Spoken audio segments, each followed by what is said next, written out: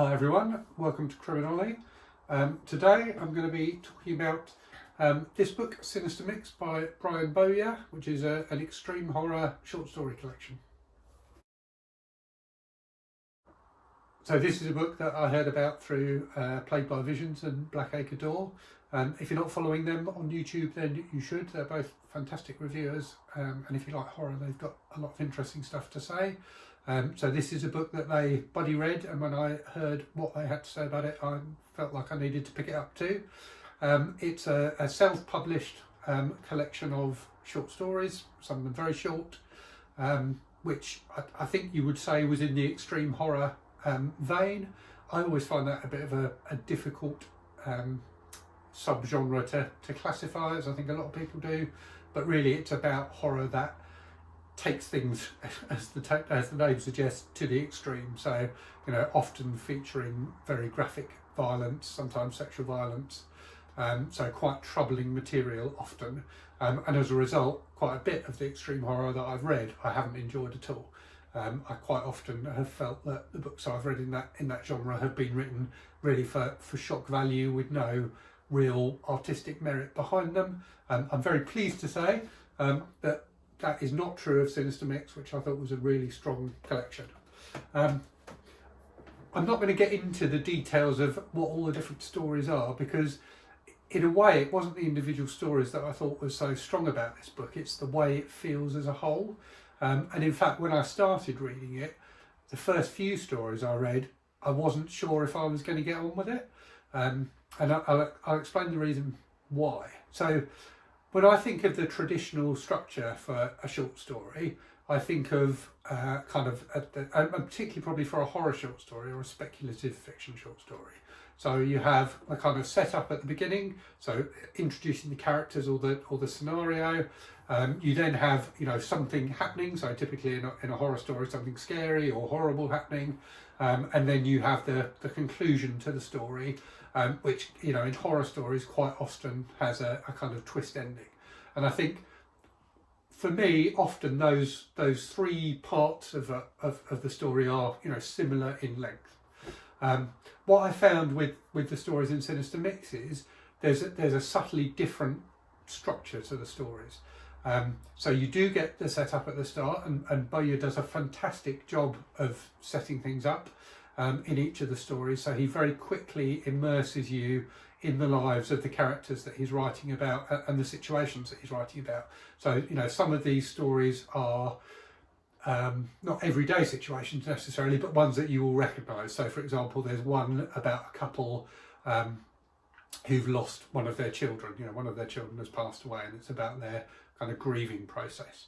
But equally, there's one story that's set after a plague has wiped out, you know, pretty much everyone on the world who isn't an alcoholic, which is an interesting premise for a story. So, you know, quite different sorts of stories in there, but in all of them, Bowyer sets up that initial premise really well. And then you've got the section of the story where the horror, you know, gradually builds. So typically after the setup, and this is true for his stories as well as horror stories in general, you know, things then start getting nasty. And that's certainly true in these books. So quite often, the initial setup quite often is a traumatic one in Bowyer's stories, and then something happens to make it even worse. And then what you would normally have is that kind of wrap-up section at the end, and as I say, quite often with a twist ending, but everything left kind of with some sort of conclusion at the end. And what I found in many of the stories in Sinister Mix is you don't really get that. So you get the setup, you get to know the characters, you get to feel something for the characters, and then something horrible happens, and then something more horrible happens, and then the story just kind of ends. So often you are left hanging almost. I was often left with the feeling that the story hadn't finished. I just wasn't observing it anymore, and that builds through each of the stories. And as you read them, it becomes really unsettling, because you get to feel like you are. It's almost like he's opening the curtains of these windows into this slightly different, bizarro world, which is, you know, which is a horrible, horrible place, and you never get to see what ultimately happens to the characters. It's just at some point in the story you're reading, those curtains get shut again and you don't get to see the rest of it. And that sense of being torn away from the characters who you've got to know in a short space of time, you've got to know them and you've got to feel something for them, particularly because they're going through, horrible things. It is really quite gut-wrenching. You feel almost bereft. It's almost like a bereavement, as if something's been snatched away from you. And that's really powerful. So at first I found it a bit, unsettling is the wrong word because I'm using unsettling in a good sense here. I found it difficult because they didn't feel like normal short stories. But after a while, when I became to realise that was, that's his style and that's what he's aiming for, it becomes truly effective. So I thought this was a really strong collection, and as I say, I read it basically in one sitting.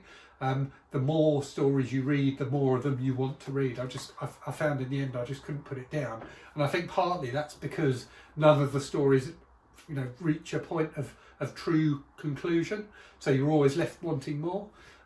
So yeah, I thoroughly recommend this. It does come with a health warning and all sorts of trigger warnings. There's some pretty horrible stuff in here, but he doesn't dwell on things like a lot of writers of extreme horror do.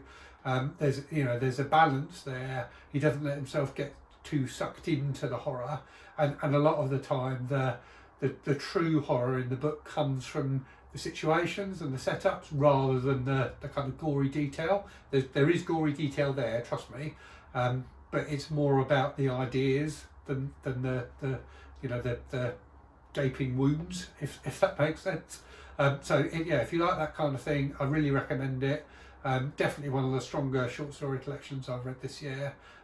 Sinister Mix, Brian Bowyer, do check it out. So, hope you enjoyed that review. As ever, if you did, please like and subscribe. I try and do a couple of reviews every week, normally of one new book and one older book, or something like that, and quite often try and review books that are less well known. So hopefully you'll find something new to read on my channel rather than seeing reviews of things you've already read. Anyway, as I say, hope you enjoyed it and look forward to speaking to you again soon. Cheerio.